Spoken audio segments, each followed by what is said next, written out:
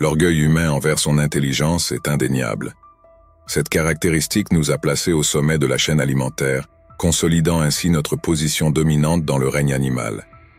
Cependant, comme le souligne Schopenhauer, cette même capacité qui nous distingue peut également être la source de nombreux problèmes sociaux, notamment lorsque l'envie et le ressentiment entrent en jeu.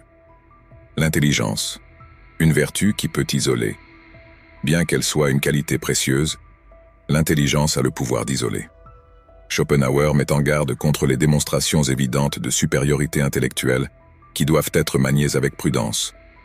Plutôt que d'inspirer de l'admiration ou du respect, l'intelligence suscite fréquemment des sentiments d'infériorité et d'hostilité chez autrui. Selon le philosophe, la société est rarement indulgente envers ceux qui se démarquent par l'éclat de leur esprit. Trouver l'équilibre entre éclat et simplicité. Schopenhauer suggère que dans certaines circonstances, il est sage d'adopter une attitude plus modeste, ou comme il le dit, de faire preuve de simplicité. Il ne s'agit pas de dissimuler ses capacités, mais de prévenir qu'elles ne soient perçues comme une menace. Il compare cette approche à la recherche d'un abri par temps froid. C'est une forme de protection et de confort. Le philosophe soutient que, dans des environnements où existe une disparité intellectuelle significative, démontrer sa supériorité peut déclencher de l'hostilité. L'intelligence, en soulignant les inégalités, provoque presque instinctivement des sentiments d'infériorité qui se transforment souvent rapidement en ressentiments inconscients. La dynamique de l'envie. Imaginez une conversation entre deux personnes. L'une possède un intellect remarquable, qui devient évident au fil de l'échange. Comment se sentira l'autre personne? Respect? Admiration? Peut-être. Mais il est plus probable qu'elle ressente de l'envie, une émotion qui se transforme facilement en rancune, même si elle reste inconsciente. Schopenhauer identifie ce mécanisme comme universel et l'une des causes majeures des conflits sociaux. Cette dynamique ne se limite pas au domaine intellectuel. Elle s'applique également à la richesse, au succès ou à toute autre qualité qui distingue une personne des autres. Souvent, les efforts et le mérite à l'origine des réussites ne sont pas reconnus. Seule l'inégalité perçue est notée. Et tout comme l'intelligence, ces différences peuvent être perçues comme des menaces dans certains contextes. Les leçons de la vie de Schopenhauer. Schopenhauer ne s'est pas contenté de théoriser ces concepts, il les a vécus intensément. À 19 ans, il reçut une lettre de sa mère dans laquelle elle écrivait « Toutes vos qualités sont obscurcies par votre intelligence excessive. Vous rendez amers ceux qui vous entourent. » Cette critique marqua un tournant dans sa vie. Il comprit que son attitude intellectuelle créait des barrières plutôt que des connexions. Cette expérience l'amena à croire que, pour vivre en harmonie, il est essentiel de modérer la manière dont nous exposons nos talents. Selon Schopenhauer, la médiocrité est souvent mieux acceptée que la génialité flagrante. Cela ne signifie pas qu'il faille renoncer à ses capacités, mais qu'il est nécessaire d'être stratégique quant à la façon et au moment de les dévoiler.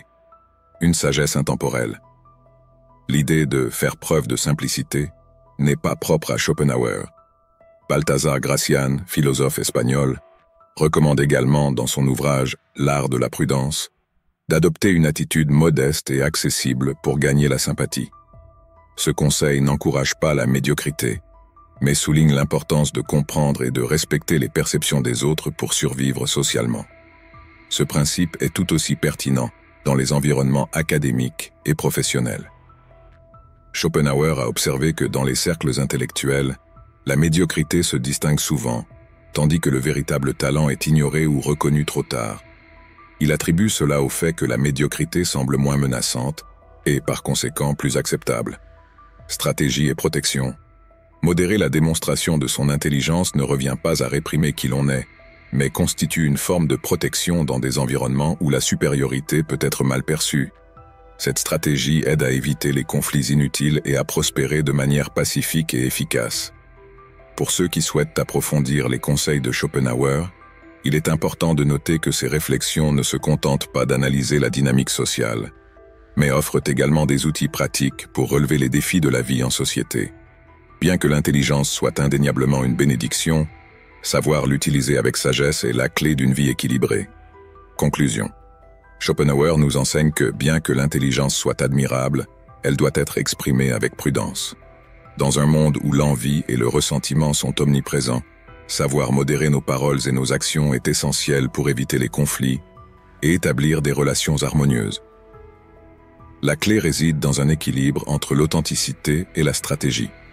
Si vous appréciez ces réflexions et souhaitez explorer davantage les enseignements de Schopenhauer, laissez un commentaire, partagez ce contenu et abonnez-vous à la chaîne. Votre soutien est essentiel pour continuer à offrir des perspectives enrichissantes. À bientôt.